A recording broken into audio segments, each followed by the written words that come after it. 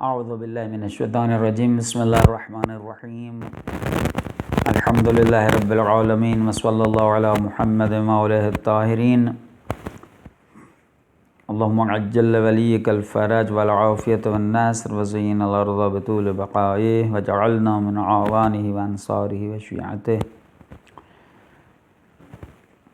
قواعد تجوید حصہ دوم درس نہم۔ مولا کائنات حضرت علی بن ابی طالب علیہ السلام قرآن کریم کی عظمت ان الفاظ میں بیان فرماتے ہیں۔ مولا فرماتے ہیں جان لو کہ قرآن کریم کی شفاعت مقبول ہے اور یہ قائل مصدق ہے، یعنی اس میں کوئی کسی قسم کا شک نہیں، مصدقہ کلام کرتا ہے، جو کہتا ہے وہ مصدق ہے، تصدیق شدہ ہے۔ اور بروز قیامت مولا فرماتے ہیں کہ قرآن جس کی شفاعت کرے گا اس کے حق میں قرآن کی شفاعت مانی جائے گی، شفاعت کو قبول کیا جائے گا۔ تو یقیناً قرآن کریم باعظمت کتاب ہے، ایسی کتاب ہے کہ جس کی طرف دیکھنا عبادت ہے۔ رسول خدا فرماتے ہیں النظر فی المصحف عبادہ، جس کی قراءت افضل عمل ہے، افضل الاعمال قراءت القرآن، افضل اعمال میں سے افضل عمل قرآن کریم کی قراءت کرنا ہے۔ تو ہم قرآن کریم کی قراءت کو بہتر بنانے کے لیے قواعد سیکھ رہے ہیں، تو طلاب عزیز اس کی طرف توجہ کریں۔ سب سے یہ اس درس سے پہلے جو جتنے درس ہوئے ہیں وہ را کی وہ تفخیم اور ترقیق کے موارد تھے۔ اس کے بعد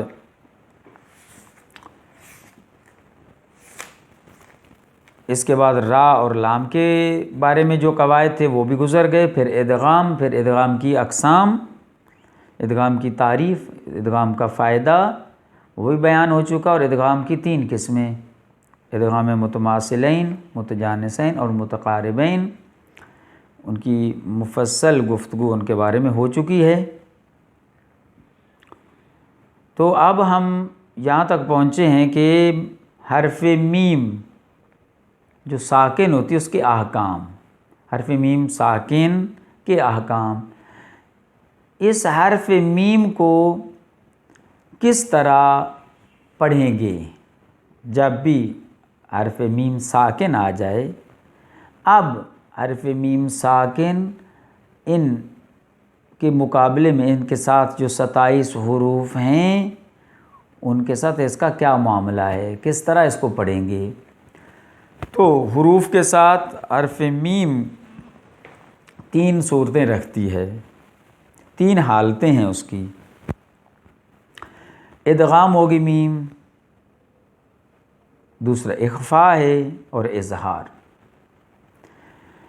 پہلا ادغام میم ساکن کے بعد اگر میم آ جائے، میم ہے میم ساکن، اس کے بعد میم ہے تو اس میم کا دوسری میم میں ادغام ہوگا۔ اس ادغام کو ادغام متماثلین اور غنہ کے ساتھ پڑھا جائے گا۔ ادغام متماثلین واضح کہ پہلے آپ تعریف اس کی پڑھ چکے ہیں۔ ادغام متماثلین میں 2 حرف ہم مثل ایک جیسے ایک جنس کے جہاں پر آ جائیں پہلے حرف کو ساکن کریں گے اور دوسرا متحرک ہوگا، پہلا مدغم ہوگا دوسرا مدغم فی، پہلے حرف کو دوسرے میں ادغام کر دیں گے۔ الادغام هو الادخال، وہ ادخال یعنی ایک داخل کرنا، ایک حرف کو پہلے کو دوسرے میں داخل کرنا، یہ ادغام ہے۔ تو پہلی صورت میم کی، میم کے ساتھ میم ساکن ہو، اس کے بعد میم آ جائے تو وہاں ادغام ہوگا، اور ادغام بھی غنہ کے ساتھ پڑھا جائے گا، بدون غنہ نہیں ہوگا۔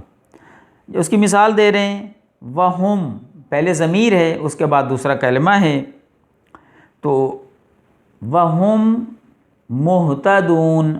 اب یہ جب اکٹھے آ جائیں گے، ان کو ملا کے پڑھیں گے تو پہلی میم ساکن ہے اور اس کے بعد میم آ گیا اور اس میم کا میم میں ادغام کریں گے، تو اس طرح پڑھیں گے وَهُمْ مُهْتَدُونَ۔ غنہ بھی کرنا ہے، غنے کی تعریف تو آپ پہلے پڑھ چکے ہیں کہ ناک کی اس خیشوم یعنی ناک کی بانسری میں اس فضا کا اٹھنا اور آواز کا اس ناک کی بانسری سے نکلنا آواز کا، یہ خیشوم ہے، یعنی یہ غنہ ہے، یہ غنہ ہوگا اس سے۔ اس میں بھی ہم غنہ کریں گے جب میم آئے گے تو کم من، اس میں اب چند مثالیں پیش کر رہے ہیں کہ جو اسی میم کے ادغام کی صورت ہے اور اس کو غنہ کے ساتھ پڑھنا ہے۔ ہم منہا مثلہم معہم کنتم مؤمنین بینہم موبقا کم من ربہم مشفقون آتیکم منہا جاءہم موسیٰ تصیبہم مصیبہ اجرہم مرتین فہم مقمحون۔ یہ مثالیں تھیں کہ اس میں پہلی میم کو دوسری میم ساکن کو میم متحرک میں بعد والی میم میں ادغام کریں گے اور یہ ادغام بھی غنے کے ساتھ ہوگا۔ دوسری صورت ہے اس کی اخفا۔ اخفا کا معنی ہے مخفی کرنا، چھپانا۔ یہ اخفا کب ہوتا ہے؟ اور اصطلاح میں حرف کو ادغام اور اظہار کے درمیانی حالت کے ساتھ پڑھنا اور غنہ ساتھ کرنا، غنے کے ساتھ، یہ ہے اخفا۔ اخفا میں کیسے کریں گے؟ یہ کہ آپ کس کے ساتھ یہ صورت اس کی پیش آتی ہے؟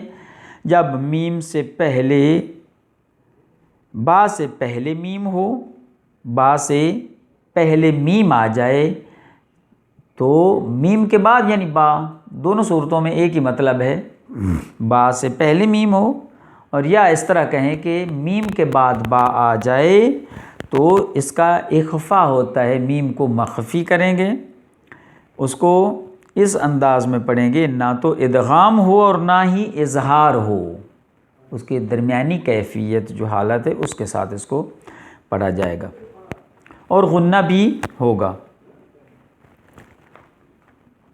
غنہ کی حالت میں اور ان دو حرکتوں کو، یعنی اس حرکت جو غنہ کی حالت میں جو حرکت اس کو دو حرکتوں کے برابر، جو اوپر اعراب ہے، زبر زیر ہے، زبر ہے یا پیش ہے، تو اس کو دو حرکتوں کے برابر کھینچ کے پڑھیں گے۔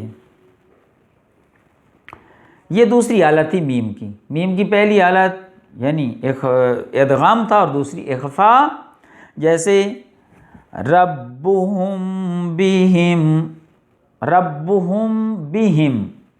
اب اخفا، میم کو ظاہر نہیں کرنا، ربہم بہم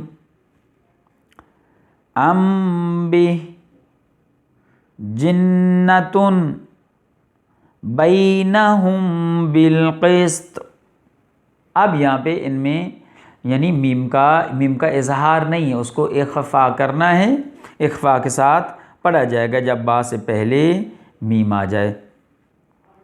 اس میں چند کلمات لا رہے ہیں بطور مثال تاکہ آپ اس کو قانون کو یاد کرنے کے ساتھ ساتھ، محفوظ کرنے کے ساتھ ساتھ اس کی تمرین بھی کریں، جیسے انتم بہ علیکم بوکیل، کلبہم باسط یعتصم باللہ، تأتیہم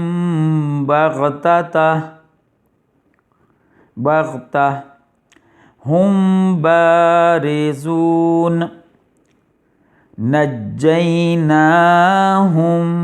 بسحر انہم بادون ہم بدؤون ہم بدؤکم سبحہم بکرہ جلودہم بدلناہم علیہم بجبار۔ اب یہاں پہ میم کا اظہار نہیں بلکہ اخفا ہوگا، یعنی میم کی اس آواز کو اس طرح اس کو ادا کرنا ہے کہ میم ظاہر نہ ہو مکمل بلکہ اخفا کے ساتھ۔ تیسری حالت ہے میم کی اظہار کرنا ہے، ظاہر کرنا۔ اب یہ بیان کرتے ہیں کہ میم کا باقی جتنے حروف 26 حروف ہیں، میم کا میم کے ساتھ ہے، میم کا با کے ساتھ حکم الگ ہے۔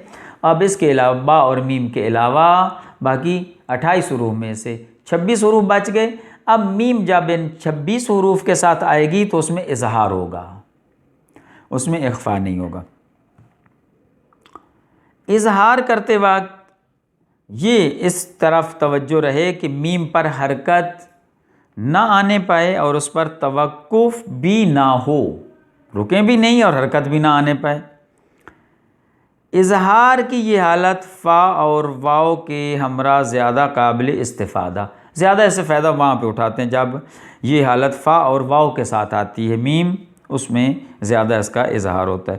اور اس میں زیادہ دقت کرنی چاہیے کہ میم ساکن کا فا میں اخفا اور واو میں ادغام نہ ہونے پائے، ادغام بھی نہ ہو اور اخفا بھی نہ ہو۔ اس لیے میم کے تلفظ کے بعد بغیر اس کے کہ آواز منقطع ہو، آواز بھی نہیں منقطع ہونی چاہیے، ہونٹ شدت کے ساتھ ایک دوسرے سے جدا ہوں، ہونٹ ظرافت کے ساتھ فا اور واو کو ادا کرتے ہیں، یعنی بالکل آرام سے، تاکہ یہ اب یہ یاد رہے کہ اظہار کے وقت ایسا نہ ہو کہ ادغام بھی نہ ہو اخفا بھی نہ ہو۔ اخفا ہو جائے گا تو اظہار نہیں ہوگا، پھر ادغام کی صورت میں بھی اظہار نہیں ہوگا۔ لہٰذا یہ دو صورتوں اظہار کے وقت یہ نہیں ہونا چاہیے کہ اتنا اس کو شدت کے ساتھ پڑھیں کہ ادغام ہو جائے گا، پھر وہ درست نہیں ہے، نہ اظہار ہونا چاہیے اس کا۔ لکم فیہا، لکم، اب اس کو زیادہ شدت کے ساتھ پڑھیں گے تو ادغام ہو جائے، لکم فیہا درست نہیں ہے۔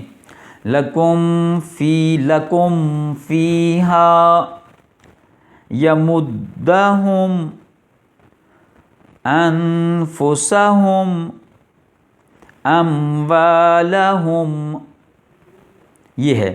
اس کی مثالیں دے رہے ہیں، آباؤہم فہم غافلون بربکم فاسمعون یذرؤکم فیہ تأخذہم وہم یخصمون ہم وازواجہم اموات۔ یہ مثالیں تھیں اس کی کہ جہاں پر اظہار ہے۔ اب یہ ادغام کی صورت میں میم ساکنوں کو سکون کی حالت کے بغیر اور دوسرے میم کو تشدید کی علامت کے ساتھ مشخص کیا گیا ہے۔ ادغام جب ہوتا ہے تو ادغام پہلی صورت میں، میم کی جو پہلی صورت ہے ادغام، اس میں کیا کریں گے؟ اس صورت میں میم ساکنوں کو سکون کی حالت کے بغیر اور دوسرے میم کو تشدید کی علامت کے ساتھ، یعنی جب خطاطی میں جب لکھا جاتا ہے، آپ قرآن کریم کی آیت کو لکھنا چاہتے ہیں تو کس طرح لکھیں گے؟ پہلی میم کو اس کے اوپر سکون کی علامت کے بغیر لکھیں گے اس کو، تاکہ پتہ چل جائے کہ یہ اس میم کا دوسرے میں ادغام ہو رہا ہے۔ جب دوسری میم کو لکھیں گے اس کے اوپر علامت تشدید لگائیں گے۔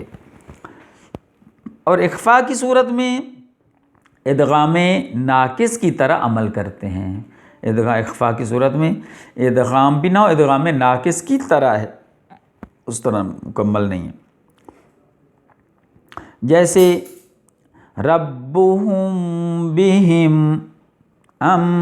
بہ انہم بادون، اس طرح پڑھیں گے. اب یہ 3 موارد جو اس کے ہو چکے میم کے، کہ میم کو میم ساکن کے احکام ہم پڑھ رہے ہیں. میم ساکن میم کے بعد آ جائے، میم کے بعد میم ہو، میم ساکن کے بعد میم، اس میں ادغام ہوگا. میم با سے پہلے آ جائے، اس میں اخفا ہے، اور باقی 26 حروف کے ساتھ میم کا اظہار ہوتا ہے. یہ خلاصہ ہے درس. اب قرآن سورہ یاسین کی چند آیات کی آیت نمبر 50 تک، اول سے ابتدا سے 50 تک تلاوت کریں گے انشاءاللہ، اور میم ساکنہ کے ادغام اور اخفا کے موارد کو بیان کریں گے انشاءاللہ. اور آپ بھی اس کی دوبارہ تمرین کریں تاکہ یہ جتنا قانون جو پڑھ رہے ہیں ہم، اس سے یہ محفوظ ہو جائے اور اس کی اچھے انداز میں تمرین بھی ہو سکے.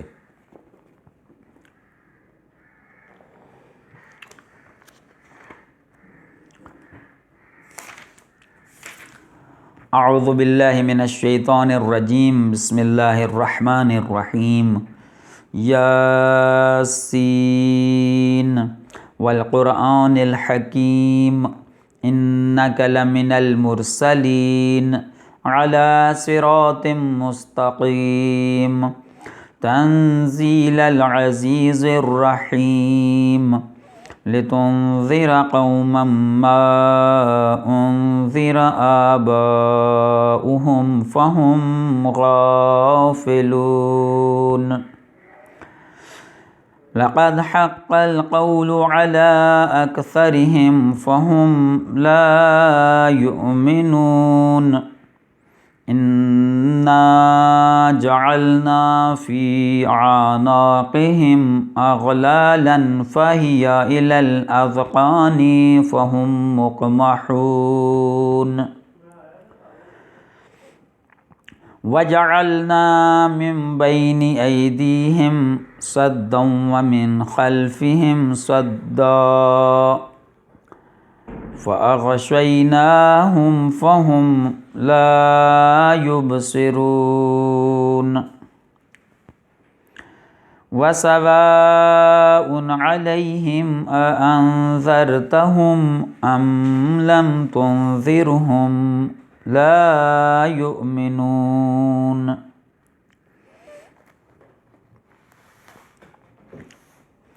انما تنذر من اتبع الذکر وخشی الرحمن بالغیب فبشره بمغفرة واجر کریم.